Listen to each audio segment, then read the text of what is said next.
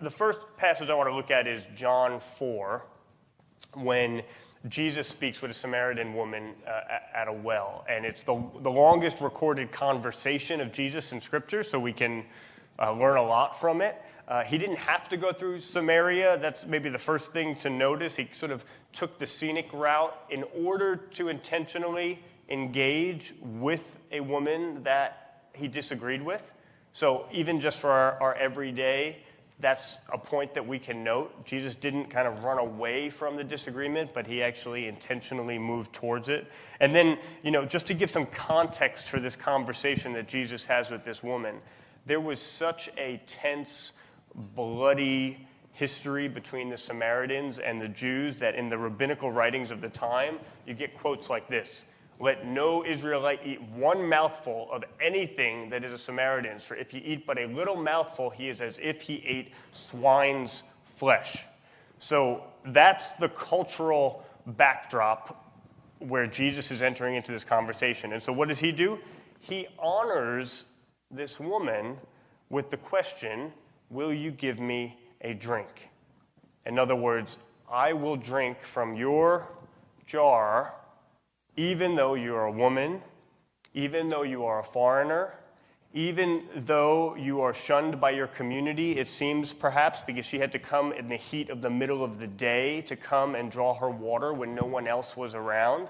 I will drink from your jar even though people like you and people like me are not supposed to get along. We're actually supposed to hate one another. And so it's quite an amazing question here. With just a few words, Jesus sort of shatters through hundreds of years of entrenched conflict.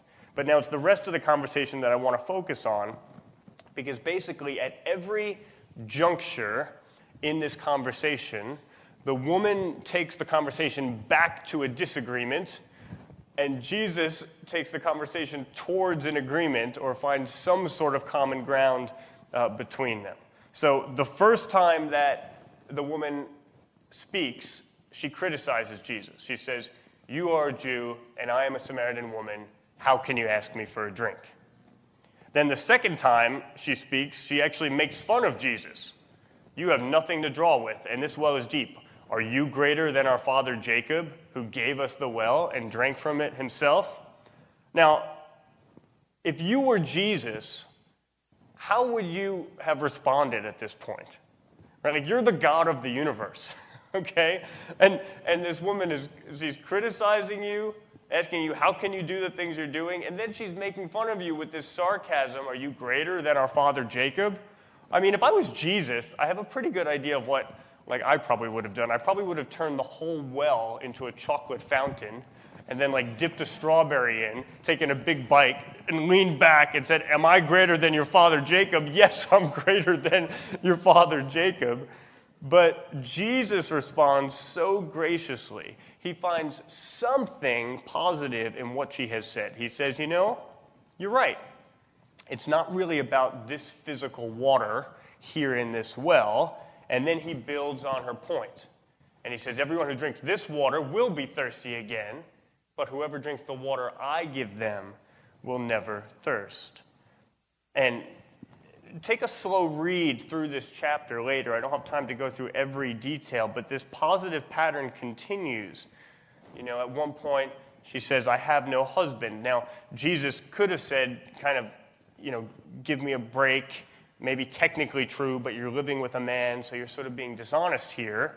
But instead, again, he finds something true in her words. He says, you're right when you say you have no husband. What you have just said is actually quite true.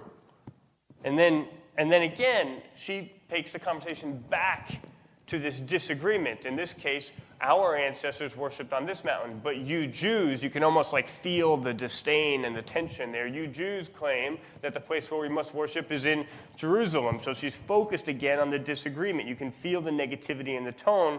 And again, Jesus almost bends over backwards to find some remnant of truth in what she's said. You don't think it's right to worship in Jerusalem? Well, okay.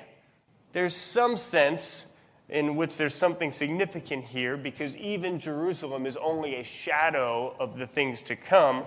believe me, a time is coming when you will worship the Father neither on this mountain nor in Jerusalem. A time is coming and has now come when the true worshipers will worship the Father in spirit and in truth. At every point in the conversation, she leans towards thinking the worst of what Jesus has said, but he leans towards thinking the best of what she has said. She takes the least charitable interpretation, he takes the most charitable. She's trying to find what is false in Jesus' words. And we so often do the same. Somebody raises a question or an objection, and our mind starts working, and immediately we're thinking, okay, I know that's not what I believe. I know there's a worldview that's different from mine. What's wrong with what they've said? How can I find what's false in what they've said? And that can be important, but as a starting point, Jesus was often looking for what is true. He was looking for what's right before he looked for what's wrong. And then the fruit of Jesus' positive approach to this conversation is quite remarkable. Then, leaving her water jar, the woman went back to the town and said to the people, "Come see a man who told me everything I ever did." Said no one ever. I don't know if you've ever just sat for a minute and reflected on that statement. If somebody knew everything that you ever did, would you ever then go and tell someone else you need to come and meet this person? No, you'd want them to never meet that person. But this line tells us everything about the gracious, gentle, respectful way that Jesus must have interacted with this woman for her to feel so safe with him that she wanted everyone to come and meet him.